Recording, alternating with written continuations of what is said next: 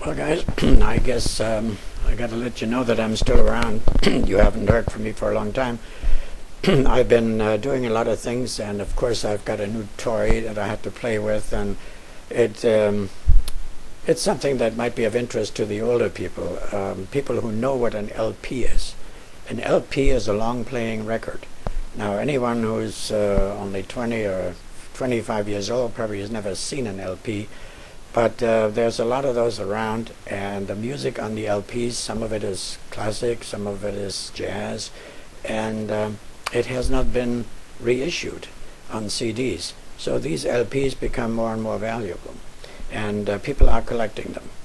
Now, my idea was, my wife went on a trip, and because of a death in the family, so I'm alone for a while, and she wanted to have the LPs converted to CDs, and I figured that out, and I looked around a lot on the internet and asked questions and talked to people who had done it, and it was usually very cumbersome and very inconvenient, until I found something on Amazon.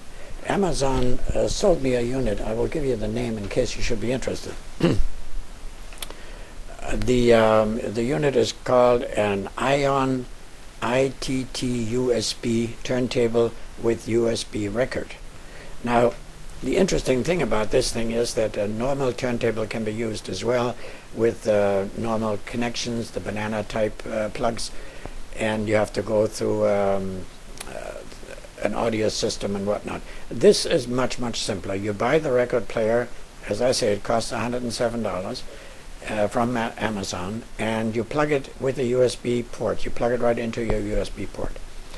And then what you do is you play the record, and at the same time you begin the recording. Now, the recording is done on the Audacity program, which comes with the record.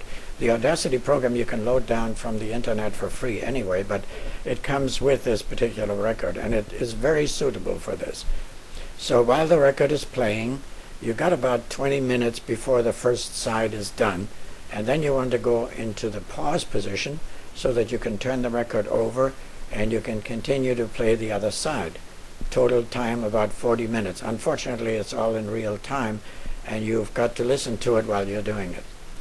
So what I did is I set myself an egg timer for 20 minutes, and then after 20 minutes I came to it and looked at it and realized that it was just about done. So you watch it until the graph, and there's a graph there, the audio waves, until they flatten out, like a lack of a heartbeat or something.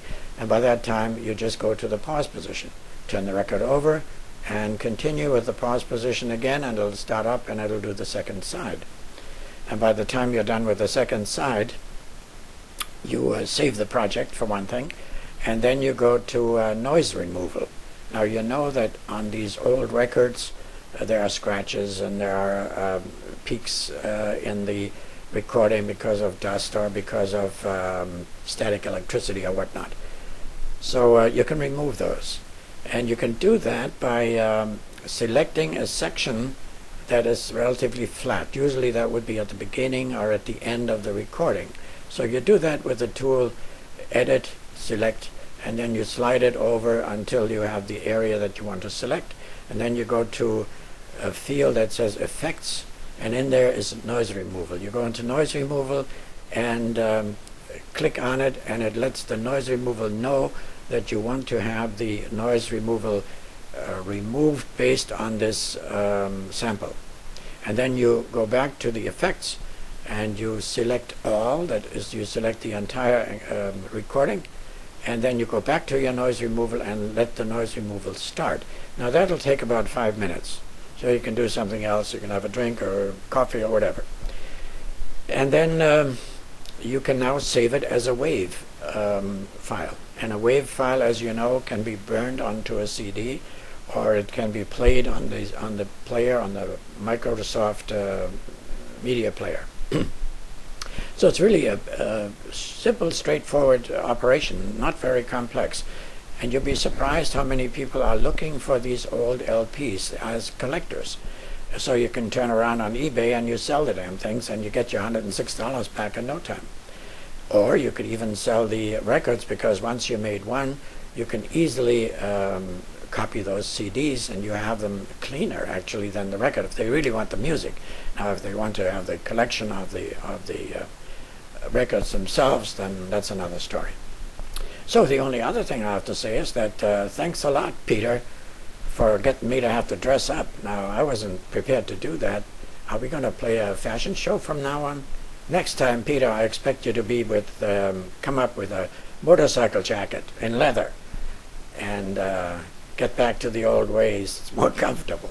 Right now, I'm all dressed up on top, and the bottom I have jeans, so for whatever it's worth. We have fun anyway. I thought you might like to know this, and just so that you know I'm still around. I haven't kicked off yet, so here we go. So long.